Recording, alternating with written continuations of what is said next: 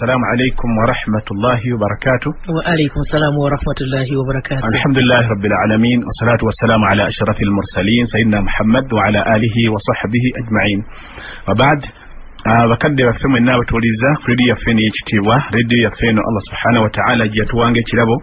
sobole okubanga ffenna twekulaakulanya nayo ku sayidi y'ebyenfuna ne sayidi y'eddiini yaffe. Allah subhanahu wa ta'ala asobole okubanga atuwejjana ku lunaku olw'enkomerero. Alhamdulillah nga bwe twatandise emisomo gyaffe egy'okweteekerateekera omwezi ogw'ekitiibwa omwezi ogwa Ramadan. Lunaku lwajjo alhamdulillah twasomye ku kigambo ky'okuzza shahada zaffe okuzza obujja obukiza bwaffe eri Allah subhanahu wa ta'ala n'ekigambo ekyo kya la ilaha illallah era twakyogeddeko endowooza byetwakyogeddeko biidhnillahi ta'ala bitumala nebira tujja genda tubikwatako mpola naye nga omuddu yenna ekigambo ekyo ffenna tuteekeddwa okubanga tukikola ki tuteekeddwa okubanga tukikwatako ne twezza obujja nakyo kubanga kyekiggulawo emirimu gyaffe gyonna gye tukola mu ddiini yaffe ey'obusiraamu okuba nti gikola ki gikkirizibwa. Olwaleero biidhnillahi ta'ala tugenda kwogera ku kigambo ekirala ekigambo kya tawba nako nga kwe kwenenya eri Allah subhanahu wa ta'ala. Tawba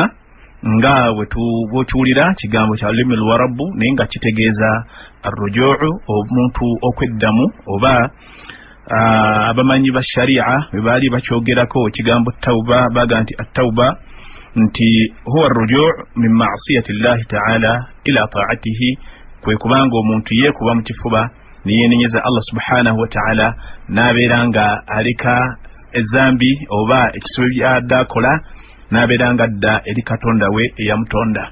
Lwaki kitwetaagisa okuba nti tukola tawba naddala nga tutunaba kuyingira mu mwezi guno ogw'ekitiibwa omwezi ogwa Ramadan nga tawba bwe tukakatako okubanga tugikola mu biseera byonna ebisigaddewo mu bulamu bwaffe era nabwe kityo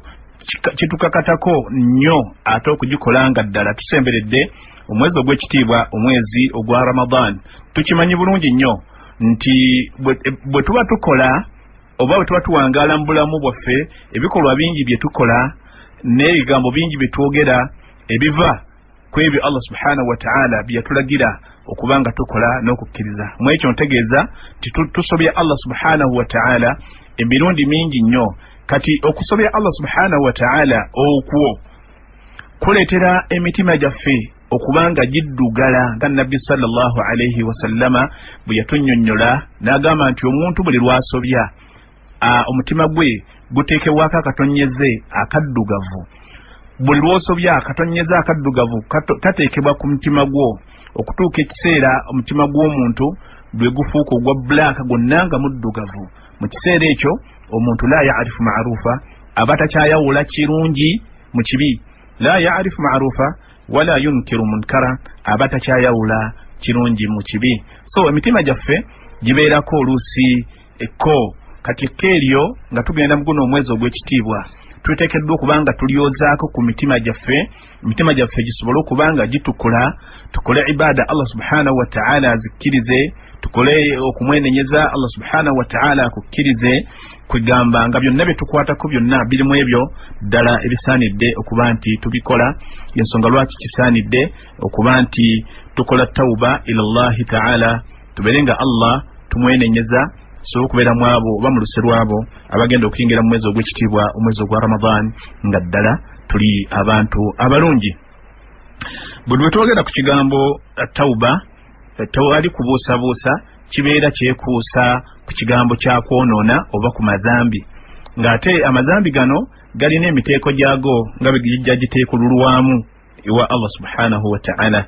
Kati amateeko aba amazambi ago osobola okugateekulamu mu miteeko gino. Muteeko ogusooka bi'itibaari al-haqqi ng'otunuulidde ani gwe wasobya, ani nannyini ekyo kye wasobya. Ekyo tukimanyi nti bw'oba otunuulidde ng'oli ku kategori eyo otunuulira haqqullah. Amazambi ge tukola mulimu ge tuba nti eyo haqqi ya Allah subhanahu wa ta'ala, nga ezzambi oli wakola lya Allah subhanahu wa ta'ala yalikubanja butereevu. N'ekyokubiri haqqu adami okubanga kye wakola ekisibe kye wasobya kya muntu munno eyo nteekulula haqqullah wa haqqu adami owulidde enteekululo ey'okubiri bi'itibari alqadri walhajmi amazambi okuba nti gateekululwa mu ngeri endala okusinziira ku bunene bwago era ekyo tukimanyi bulungi nti min adh-dhunubi ma hiya kabair ti mazambi mulimu ago amazambi getuyita amazambi amanene gakaŋŋaŋa wasaghair nago amazambi amatono n'enteekululo ey'okusatu bi'itibari alfi'li wattark kya muno mulimu bi'itibari alfi'li wattarki nti wetuba tukola amazambi gano amazambi mu nteekululo eno omuntu kyamuzambi oba omuntu aba akoze ezambi eryetaaga ne tawuba omuntu intaraka wajiban senga aleka ekyo ekyamukakatako Allah subhanahu wa ta'ala ekyobwetteeka omuntu senga omuntu aleka ekyobwetteeka ekyokulabirako omuntu senga aba aganya okusaala n'abeera nga tasadde omuntu n'aba nga tawadde zaka omuntu n'aba nga tasiibye n'oleka ekyobwetteeka Allah subhanahu wa ta'ala kyeyakakatako okuba nti okikola ekyo kyoba waleka omuntu tasaala ekyo kyowaleka oba esswala ez'omuntu z'amala nga tasaala ezo ennyini ekyo ennyini ekikolwa omuntu kyetaagako tawuba ewa Allah subhanahu wa ta'ala kubanga ajja kukubanja bw'onoobanga ofudde n'obanga Allah subhanahu wa ta'ala tumwenenyereza ojja kudda ewa Allah subhanahu wa ta'ala nga akubanja esswala ezo z'otaasaala ate bw'otaazisala ate n'obeera nga tukoze eki tumwenenyereza n'ekyokubiri tarukul fi'lu muharram omuntu okukola ekyaziyizibwa ekyo nakyo tukimanyi bulungi nti byombi ge mazambi getwenenyewa Allah subhanahu wa ta'ala omuntu okuleka ekyobwetteeka kyewali oteekeddwa okuba nti okola n'obeera nga tokikoze kyetaagako tawuba oba omuntu okukola ekyaziyizibwa nakyo kyetaagako tawuba okukola ekyaziyizibwa gamba omuli ng'okubba oba omuli obwenzi omuli okuwaayiriza okuvuma n'ebintu ebirala ebigwa mu kkowa eryo ebyo Allah subhanahu wa ta'ala byeyagaana nga bigaana butereevu ebyo nabyo byonna ebikolwa ebyo bigwa mu ebyo byoteekeddwa okuba nga twenenya ewa Allah subhanahu wa ta'ala mu mbeera efaananaku bwetyo tetuba tutunuulira tawuba nga bwetuteekeddwa okuba nga tugikola tulina okumanya nti tawuba esinga okubanga nnene omuddu gy'ateekeddwa okubanga akola gy'alina okutandikirako gy'oteekeddwa okutandikirako huwa tawuba oba hiya tawbatu min alkufuri omuntu kwe kwenenyewa Allah subhanahu wa ta'ala min alkufuri ila al-iman omuntu kwenenyeza Allah subhanahu wa ta'ala okuva mu bujeemu okuva mu butamukkiriza okuva mu bukafiiri nobanga oddewa Allah subhanahu wa ta'ala mu kumukkiriza mwekyo tuba tutegeeza nga bwe twayogedde olunaku olwajjo nti omuntu wabanga olina we waseerera n'ova ku mulamwa gw'eddiini y'obusiraamu oba n'okola ekikontana n'ekigambo ekya la ilaha illa Allah ekintu ekyo wakola nga bwe twabyogeddeko olunaku olwajjo bwe twabadde nabo omuli okugenda tugamba omuntu agenze mu ssabo omuntu yeeraguzza omuntu agenze mu bakubi b'ebitabo omuntu akoze ekikolwa kyonna ekigwa mu shiriki kitegeeza bwe kyamujja mu busiraamu naye okubuddamu oba ekikolwa kiri kyeyakola ekyo omuntu yeetaaga n'akola tawba ila Allah ta'ala n'abeera nga yeenenya ewa Allah subhanahu wa ta'ala abantu bagenda mu masabo abantu baluga abantu bakola biki ebintu bingiko abantu byebenyigiramu ng'ate birimu ebyo ebigira ddala omuntu mu busiraamu famin a'zami tawba fenna gye tuteekeddwa okuba nga tukulembeza huwa tawbatu min al-kufri ila al-iman fenna tuteekeddwa okuba nga twenenyeza Allah subhanahu wa ta'ala okuva mu bukafiri n'okumuwakanya Allah subhanahu wa ta'ala tubeere nga tudda mu kukkiriza Allah subhanahu wa ta'ala ekyo nno tekyeyawulidde buli muntu yenna obeera ku bwerinde obeera ku bunkenke olw'ebyo twayogeddeko olwajjo nti omuntu osobola okugatta ku Allah subhanahu wa ta'ala ebintu ebirala oba ekintu kyonna naye ng'ate gwakikola tukigenderedde nti ekintu ekyo kikoze naye nga Allah subhanahu wa ta'ala kyamunyiiza oba oli awo kiyinza n'okuba nga kyakutuusa okujja mu busiraamu yensonga lwaki buli kadde yenna kwabeera ani oba ani ekigambo kya la ilaha illallah oteekeddwa okuba ku mutima gwo nga tekiva ku lulimi lwo nga weenenyeza Allah subhanahu wa ta'ala ng'onyweza obukkiriza bwo eri Allah subhanahu wa ta'ala kale mu ebyo oba tawba esinga okubanga nnene yeyo gye tukola okwenenyeza Allah subhanahu wa ta'ala okuva mu butamukkiriza okudda eri okumukkiriza Allah subhanahu wa ta'ala. Ku tawba eyo tugoberezaako thumma yaliha at-tawbatu min kaba'iri adh-dhunubi, oluvannyuma tugoberezaako okwenenyeza Allah subhanahu wa ta'ala nga tutandikira ku mazambi amanene gali nabbi sallallahu alayhi wa sallam geyogera ku hadithi yogera ku mazambi gali musanvu yagamba nti itanibu sab'a al-mubiqati, abange mwewale nnyo amazambi omusanvu. Nabbi sallallahu alayhi wa sallam yogera mu hadithi ya Abi Huraira nga bwetambula newankubadde nga shiriki yamwogerako nayogera ne ku mazambi amalala okujemera abazadde, okuloga, okulya maali y'abamulikwa, okudduka mu lutalo lw'eddiini, okutemerera na gonna nabbi sallallahu alayhi wa sallam geyogerako mu hadithi eyo. Omuntu oteekeddwa okubanga amazambi ago ogendenyewa Allah subhanahu wa ta'ala abeerenga agatusonyiwa bwe tubanga tuli mu abo abagagwamu. Aga amazambi getukola ki getutandikirako oba ge gali mu luse olwokubiri. Mu luse olwokusatu agamba nti thumma yaliha at-tawbatu min as-sagha'ir, oluvannyuma omuntu n'abeera nga yeenenyiza Allah subhanahu wa ta'ala mwagwe twandise amazambi amatono. Amazambi amatono tetugayita matono nga tuganyooma nti omuntu likole olw'okuba bagambye zambi tono, nedda. Lwakuba nti Islam bweti bwalikola ki bwalitekulula naye nga nalyo zambi lya mutawaana nnyo. Tokola zambi buga nti ino kandikole olw'okuba tono, nedda. Eryo lyokola nga tono bw'ona ogenda oliddiŋŋana ojja kumaliriza ng'ezambi eryo lyobadde kyojjookola nga kitono ng'olabanga ekitono nga kifuukidde ekitene mu maaso ga Allah subhanahu wa ta'ala ekiyinza okukutuusa oba oliawo mu kuzikirira. Tukimanye nti fa innal jibal min al-hasa, ensozi ezo bw'oba ozitunuulidde zikolebwa ttaka ettonotono, buyinja butonotono. So osobola okukola ezambi ng'olaba ttono naye olw'okuba nti oliddiŋŋana oba olw'okuba ezambi oliremeddeko lituuka ne likufuukira ezambi eddene eteekeddwa okuvaawo oluvannyuma lw'okwenenya wa Allah subhanahu wa ta'ala. At-tawba, okwenenya eri Allah subhanahu wa ta'ala yakutulagira ng'etteeka. Yagamba surat at-tahrim ti ya ayyuha alladhina amanu, abange mwe abakkiriza, tubu ila Allahi tawbatan nasuha, mwenenye ewa Allah subhanahu wa ta'ala olwenenya nga omalirira ddala obutadda muki mwekyo kyobadde okola. Okwenenyewa Allah subhanahu wa ta'ala ng'omaliridde nti ndenenyezewa Allah era kino kyengenda oba kino kyembadde nkola nkivuddeko, baluyita olwenenya lwa sirikiddira.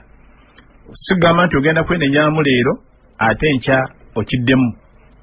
Wabula wenenyewa Allah subhanahu wa ta'ala tawbatan nasuha, olwenenya lwa sirikiddamu.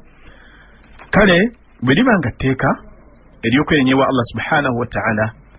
nga ibaada zonna endala bwe zitambula, ne tawba oba okwenenyewa Allah subhanahu wa ta'ala kulina obulombolombo n'obukwakkulizo. Oteekeddwa okumanya bw'oba oyagala kwenenyewa Allah subhanahu wa ta'ala waliwo by'oteekeddwa okubanga otuukiriza, by'oteekeddwa okubanga otuukirizza. Omanye nti tawba gyenkoze wa Allah subhanahu wa ta'ala, Allah subhanahu wa ta'ala oba oliawo ajja kugikkiriza olw'okuba nti bulombolombo buli obutadde obutunuulidde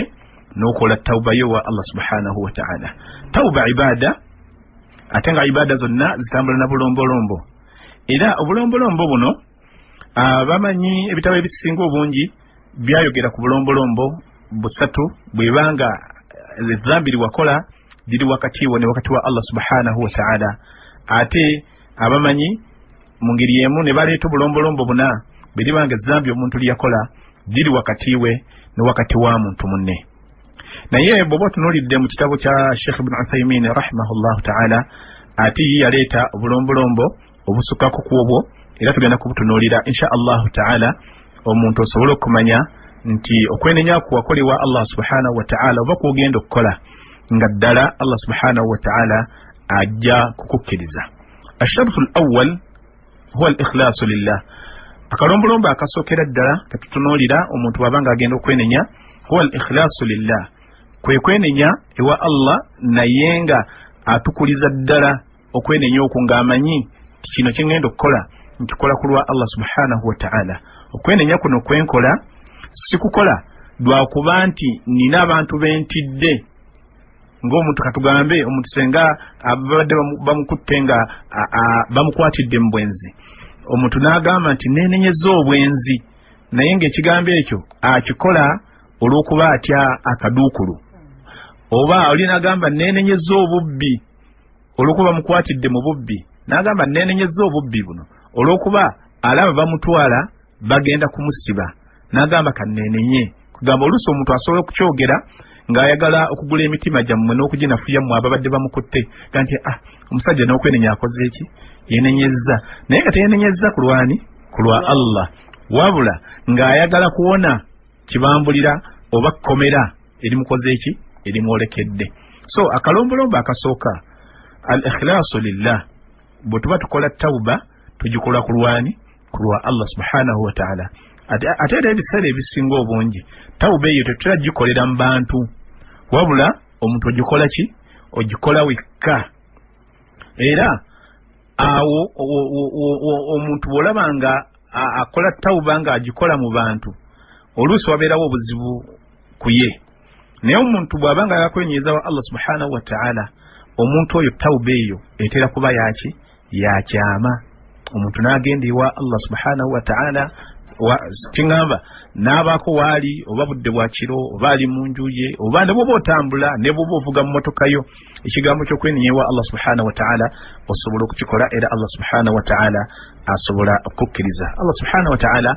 ku sharti eyo bakalombolombo ako yagamba surati Nisa aya ya 17, Allah yagamba innama tawbatu ala Allahi lilladhina ya'maluna as-su'a bijahala thumma yatubuna min qaribi. Agamba nti okwenenya omuntu yenna yeenenya bwe yagala okwenenya okukkirizibwa oteeka kwenenyeza Allah subhanahu wa ta'ala ku zambi eryo eri wakati wo ne wakati wani ne wakati wa Allah subhanahu wa ta'ala. Akalombolombo ak'okubiri annadamu ala ma fa'ala min al-ma'siyah, omuntu kwe kwejjusa. Omuntu aneenenya tasobola kumala genenya, wabula omala kwenenya, omala kwejjusa mu mutima n'ogamba oba kino nakola kyaki. Bwekyo kibanga omutima gw'omuntu kinaba kujja mu bwongo bwe, omuntu okwejjusa omuntu bw'aba tannamenyeka mutima gwe tasobola kwenenya wa Allah subhanahu wa ta'ala, wabula omuntu amala kwejjusa. Kubanga omuntu bw'otunuulira ebikolwa byo by'okola oba bukyanga ozaalibwa, ebikolwa bingi by'okoze eki, by'okoze, naye bw'obitunuulira mulimu mutima gwo n'ogamba oba kino nakola kyaki. Kakati bw'ofuna okwenenya okwo mu mutima, okwejjusa okwo kukutuusa ku tawuba ewaani, ewa Allah subhanahu wa ta'ala. Akalombolombo kakumeka, kakubiri. Akalombolombo akokusatu ayyukuli'a ani dhambi alladhi huwa fihi. Akalombolombo akokusatu omuntu kwe kulekayo ezambi lyabadde akola. Kwegamba tasobola gamba nti ezambi ndyenenya ate nkera n'olikeererako, n'olyenenya ku makya ate akawungezi n'olikola ki, n'oliddako. Era bw'obanga oweenenya wa Allah subhanahu wa ta'ala ate nga bw'oddamu ate n'onenyenya ate ekiseera kino ate n'oddamu, kitegeeza nti okwenenya ako kwokola Allah subhanahu wa ta'ala ozannyisa muzannyise, era okwenenya okwo tasobola kukola ki, tasobola kukkiriza. Kubanga ne bw'aba mwana wuwo waka ayina omusango gwazzizza najja n'akwenenyeza ti maama nsonyiwa, sijja kukola ki, sijja kuddamu. Ate ne wayita akaseera katono n'akola kyekimu n'agamba nsonyiwa, kale n'omusonyiwa ani wayita akaseera katono ate era n'akola kyekimu. Kwegamba olabanga omwana oyo naawe olabanga aba akola ki, aba akuzannyisa buzannyisa. So omuntu okwenenya wa Allah subhanahu wa ta'ala oteekwa okumanya nti ezambi lyenenya wa Allah subhanahu wa ta'ala sigenda kuliddamu. Akalombolo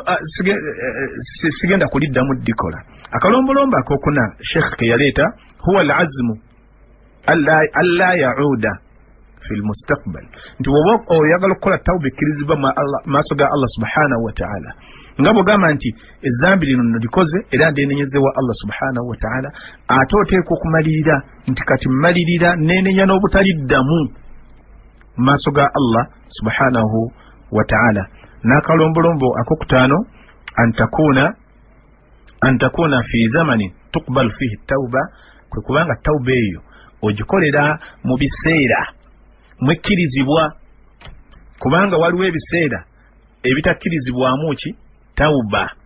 omuntu oteekeddwa okumanya nti tawba eno ngikola naye ngikolera mu kiseera Allah subhanahu wa ta'ala mwensuubirira nti ettawba yange ekyakkirizibwa mu mbeera oba mu kalombolombo ako omuntu tubeera mu bulamu obw'ensi omuntu amazambi gano tujja nga tugateekululamu n'ogamba nti lino nkyaliriko sijja dyenenya kati nkyalikola omuntu n'agenda mu maaso ng'akola ezzambi omulala naga nti lino ye ng'alinga yalina obulamu bwe naga nti kandabe lino nja dyenenya ngalamanzaane ekoze eki etuuse okiwulidde naye ng'ate gwe tomanyi nti oba Ramadani nekola ki enekusangawo oba enekusanga naye ng'oli mu mbeera ki Allah subhanahu wa ta'ala yagamba nti walaysat at-tawbatu lilladhina ya'maluna as-sayyi'ati hatta idha hadara ahaduhum al-maut qala inni tubtu al-ana agamba naye ate okwenenya tekuli ku oyo alindiriza essaawa ey'akazigizigi y'okufa kwe neetuuka basenga okulinda seeka ate wali obuzo nja kwenenya nga ndaba ngenda kukola ki ngenda kufa naye jjukira nti okufa mulimu okwekibwatukira kati owuli obubenje almost amawulire ge musoma wano buli lunaku gabeeramu akaki gabeeramu akabenje gwatakafunye olina mukisa gwaki gwa kitalo kati watifu ng'olimu oba olimu abo ababadde mu kabenje ako obudde ogenda bujjawa ekyokubiri bano babijambiya bano boolaba olwaleero ffenna bonna bagwa bugwi kijambiya bwakonkona ku njuuyo essaawa eyo osobola okwenenyawa Allah subhanahu wa ta'ala kiba kiki kiba kizibu kyekangu amasasi aga nti bali bankubya amasasi era nago bya bulijjo kati wane Uganda tubamukubya amasasi kakati essaawa eyo ng'olabye omutemu oba onenenyotewa Allah subhanahu wa ta'ala so okwenenya tekuli kwabo abalindirira akaseera akakola ki akasembayo omuntu ali ku buliri bw'okufa kugamba amukka abakamu bake n'agamba nti kati kankole ki kati kanenenye Nabbi sallallahu alaihi wasallam yagamba tukubalu tawbatu abdin ma lam yugharghir okwenenya kw'omuntu kukkirizibwa ebbanga lyamala ng'omutima gwe tegunnatuuka mu ki mu ddookoli olidde so twenenye ng'obudde bukyaliwa Allah subhanahu wa ta'ala Allah asobole okutukola ki asobole okukkiriza okwenenya kwaffe nga bwe tugamba Nabbi sallallahu alaihi wasallama ye yatugamba nti okwenenya kuno tekuligamba nti omuntu ne bw'oba talina zambi yokoze butere buli otegedde gwe wenenye waani wa Allah subhanahu wa ta'ala kuba Nabbi sallallahu alaihi wasallama yagamba nti inni la astaghfirullah wa atubu ilayhi fi kulli yawmi akthara min 70 marra yagamba nti nze nenenyewa Allah subhanahu wa ta'ala emirundi gisukka mu 7 mu buli luki mu buli lunaku ne nabbi bw'obanga yenenye emirundi 7 n'okusoba kati gwe muganda wange ali Uganda